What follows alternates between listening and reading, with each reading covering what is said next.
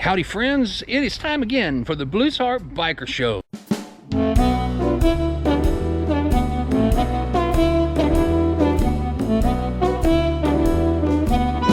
Howdy friends, welcome to the Blues Heart Biker. Great to be back.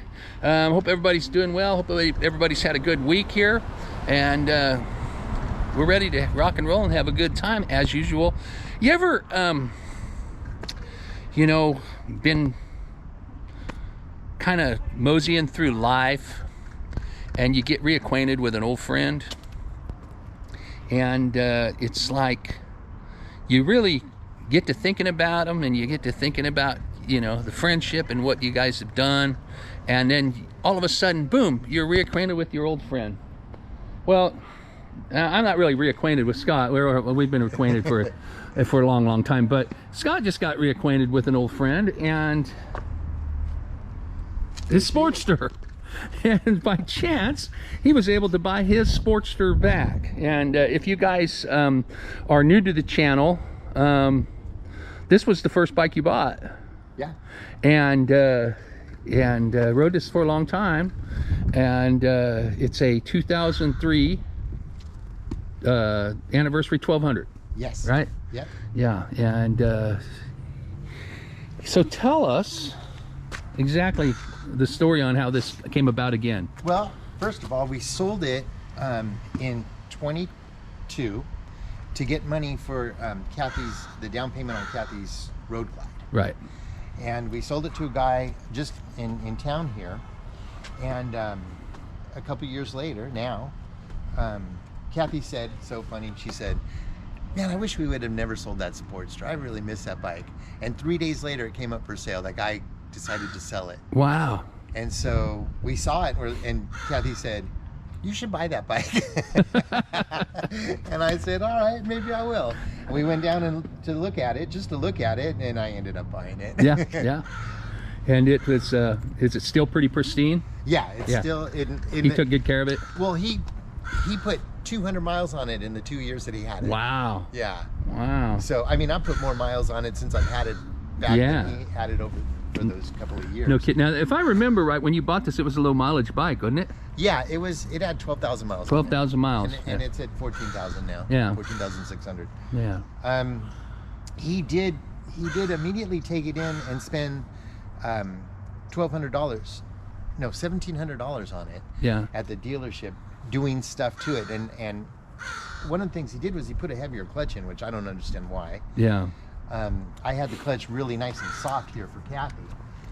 Yeah. And I guess he felt he thought it was too soft. It's not too bad though. Now, wasn't it really heavy when you first got it? The clutch? Yes. Yeah. Yeah. And then we put in the easy clutch. Right. With the ball bearings, and it makes it easier. Yeah. Yeah, we did that, and it was really nice. So Kathy could use it comfortably. Kathy we both actually learned how to ride on this motorcycle. Yeah. And then, and since getting it back, I put a solo seat on, and I put some handlebars. Got some apes on it. It's a chopper now. Yeah. Yeah, it's not a motorcycle, it's a chopper. Yeah. So it's going to be my putt-putt bike. I got rid of the Enfield. Yeah. And this one's now my put around town. And he had a Royal Enfield Classic 350. You can see it in one of the other episodes, past episodes. And you sold that, it's gone. It's gone. And this is taking its place, and you got this back. Yes. Yeah, now, when you bought this bike, originally, let's go back, and because okay. I know this story is on one of my previous episodes, but it's been a long time, so people are watching now. We got a lot of new people. So how did this bike come about with you? A friend of mine, Rick, who's passed now. Yeah. Rick and also his friend, what was that guy's name? Uncle. Oh, what was his name? He was the keyboard. Uncle Bill, keyboard player. Uncle Bill knew a guy that had this bike up in Lake Isabella. Mm-hmm. And he had wanted to sell it. It had been sitting in a garage for a while. He was, I think, the second owner, and it only had 12,000 miles on it. Yeah. And he did some work to it, put the Screaming Eagle 2 stuff on there, and put in these cables. Yeah. Steel braided cables. and it had been sitting around, so they were able to.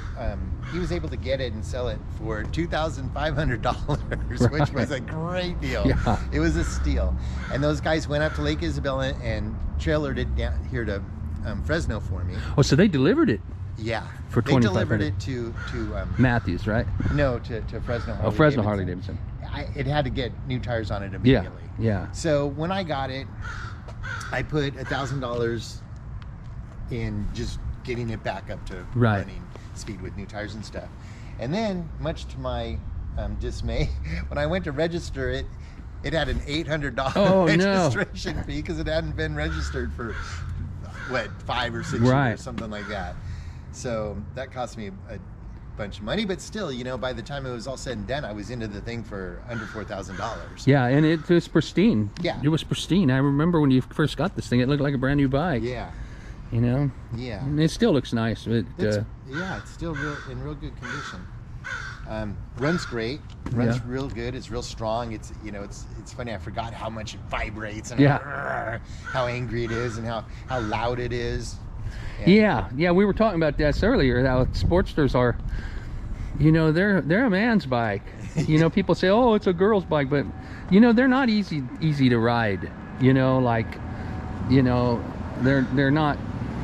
You know, there's a lot of other bikes for beginners out there that are much easier to ride than a Sportster. That Enfield was a lot easier. That Royal Enfield was a real easy bike to ride. You know, and it's pretty heavy. It's got a lot of power. Yep. It vibrates. They vibrate. They're not high. It's top heavy. Top heavy, and they got a lot of front end too. Yeah, you know, a lot of rake. You know, than like say a Triumph or, you know, a little Honda or something like that. You know, I mean they're tough little. I know mine's tough, you know. My Sportster is, you know. Remember when I crashed? You crashed my Sportster. Yeah. Luckily it was in the mud. Yeah. I remember you said, I'm gonna take your bike for a ride, and you drove it around my shop. And I didn't come back. And you didn't come back, and I hear the bike, you know, because that thing is loud, and I hear this. And I'm like going, what the heck was that? You know, it just stopped running. I wonder if my bike broke down. And so I calmly walked around the shop, and there the bike is on the ground, and it's on top of you, and you're laying there. Like, what? I can't get up. I can't get up. You know, didn't the peg impale your foot? Yeah, it was pinned. My foot was pinned under the peg, and it was going the wrong direction. Yeah. Yeah, it was really painful, and I could not get out from underneath that thing. It was that slippery mud. My clutch is it's real temperamental. I think it's like a racing clutch in it, because it's man, heavy. I mean, it goes. You know, when you let loose of it, it goes, and when you give it the gas, you know, it's got that Mikuni carburetor on it, so it doesn't have that smooth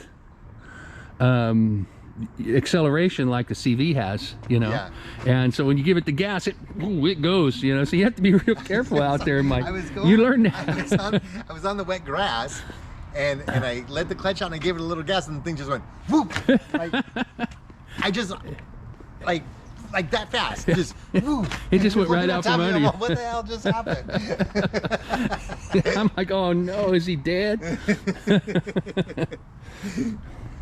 So they are definitely something that an intermediate should ride. I mean, I don't know about an 883. I've never really ridden an 883. I rode one time that somebody had turned into a 1200, and it was pretty peppy. But I don't know if these are. I mean, hope that Harley, like dealer people and stuff, don't get mad at me. But I don't know whether these are the ideal beginning bike. Actually, I think a Softail is an easier ride than this. Yeah. You know, a road glide or a street glide is easier, actually. Yeah, probably. Yeah. You know, I mean, they're a little heavier.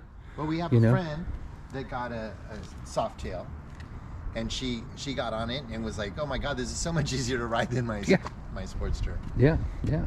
They're, you know, you ride this thing, put 1,000 miles on this thing straight, or 500 miles on this thing straight, and your kidneys are going to tell you that. Yeah.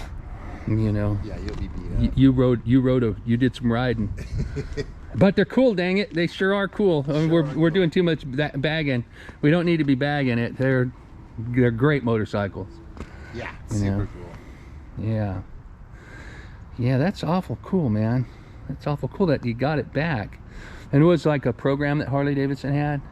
They do a peer-to-peer. So if somebody wants to sell a motorcycle, they can sell it through Harley Davidson, and then Harley Davidson actually has to bring it in to their inventory. So when it goes out, they have to add sales tax to it. Yeah. But the original owner assumes all the responsibility for it. Yeah. And then Harley will actually do the financing for you as well. Yeah. So. But that's a pretty cool deal. Yeah. It's a way for them to sell bikes and not have to have inventory.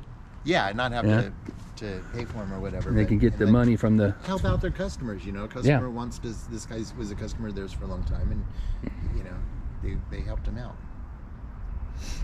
Yeah, man. That's really cool. Those things... I like the ape hangers. They look good on it. Yeah, they feel real good, real comfortable to ride. Yeah. Because it's right there, you know.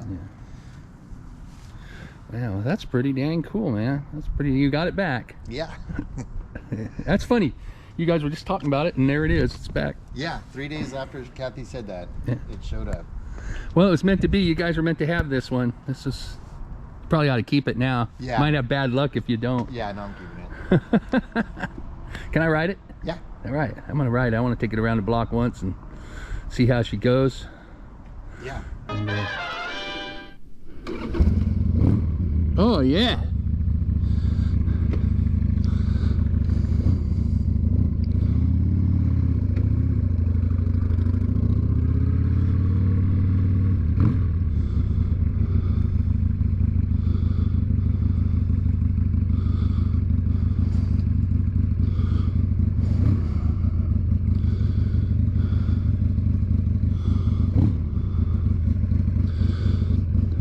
Okay, I'm kind of curious to see. I've ridden this bike before, but I'm kind of curious to see how different it is from mine, and I can tell already. He said that the guy put another clutch in it, and I can tell that this thing's, the way the clutch is, it's a lot more like my bike.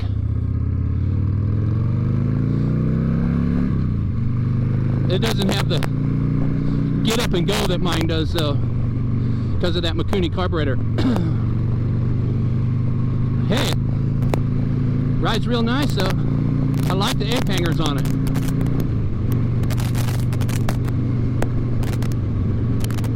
Oh yeah.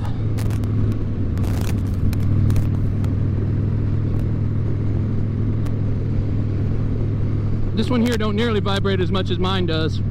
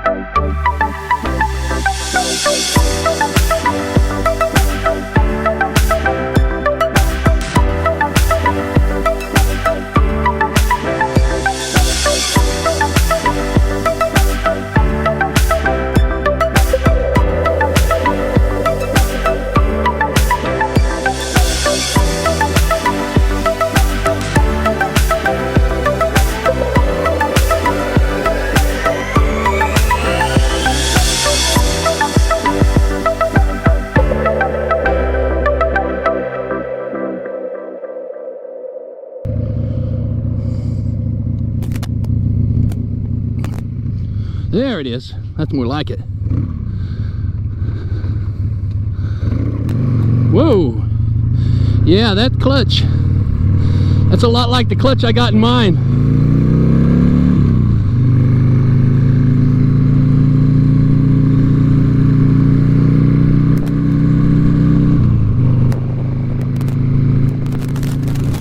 It feels good though. Woo! Yeah. Of course, it's got a lot less miles than mine does on it. Mine's got a 60-something thousand on it.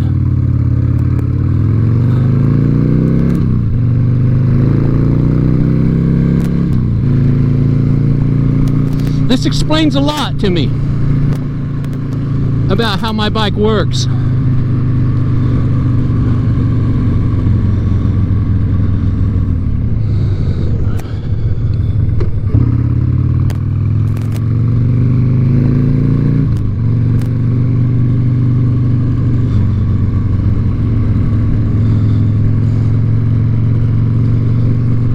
the clutch and carburetor, you know, because it doesn't have that thump, you know, that get up and go that mine has from the start. Smooth, you know, that's how those CV carburetors are, real smooth acceleration, you know.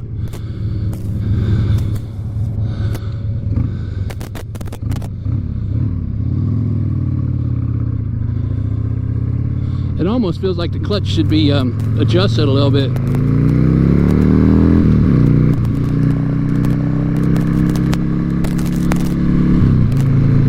I think I want to put some ape hangers on mine.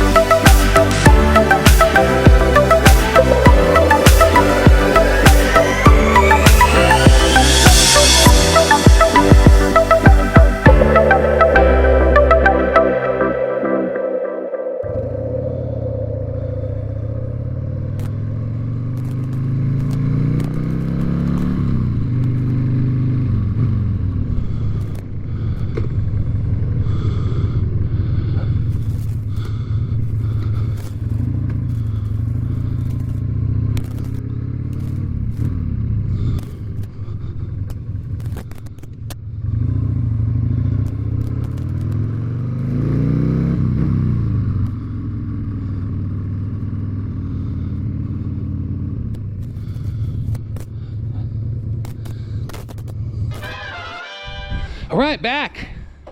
It's a monster. It's beautiful. Yeah, it's opened up my eyes a lot to, you know, my Sportster. Why my Sportster reacts the way it does. I've ridden this bike before, and it seemed real safe. Yeah. You know, it's real. You know, everything. But the clutch reacts more like my bike now. It does, because yes. you put that heavier clutch in. Yes, there. it you know, I mean, it's let loose, it goes, you know. Before it was a lot smoother, and and I have the Mikuni carburetor on there. The CV carburetor, the acceleration is a real smooth on those. They're real smooth, and on a regular carburetor like the Mikuni, that's it's quick acceleration, you know. So somebody has done that to my bike. They made a quick acceleration and they put, you know, heavy clutch in it. And this responds more like my bike than it used to. Yeah, I'm really liking the ape hangers. Yeah, they're cool. They make you just feel cool. Yeah, too. They're easier to ride. I'm sorry, people, but they're easier to ride with when you know. It's easier to ride. I think I'm gonna put a set on mine. You know, think about this, when we were little kids, our bicycles had those big right like that. Yeah. Well, it's fantastic. I mean, it really, I'm glad you got it back. It's a special bike. Yep. Well, cool, man. Thanks for letting me ride it. Oh, yeah, thanks my for pleasure. Yeah, man. Thanks for being on the Blues Heart Biker channel and sharing your motorcycle again, you know. And we'll look forward to more adventure, right? Yep. More motorcycling. We're gonna we got to go on a ride sometime. All right. Yeah, I haven't been on a ride in a long time. I gotta put a new front tire on my Sportster. Maybe we'll do another Sportster ride. Oh, that'd be Remember fun. we did a with Sportster Bill, ride? Yeah. Bill, yeah. Yeah, if you get Bill's up and running, Yeah. we should do that. Yeah. All right, well, cool. Friends, that's it. We're gonna wrap it up today. Scott and the anniversary Sportster that he sold once and then happened to buy it back from the guy he sold it to. So which was a guy he didn't know, so it was just kind of like, you know, just kind of like meant to be. So anyways, thanks for watching. We'll see you next time right here on the Blue Heart Biker channel. If you could be so kind, hit that subscribe button, give me the thumbs up, and hit the little bell. It's going to let you know when I upload new content every Tuesday, every Saturday, and I'm getting back on track. So Tuesday, Saturday, looking forward to next Saturday. So anyways, thanks for watching. Okay, we'll see you again soon. I got a lot more cool stuff coming up as promised, so it's all in the works. So we'll talk to you soon. Be cool, ride safe, have a good time all the time, and we'll see you next time right here on the Blue Heart Biker channel.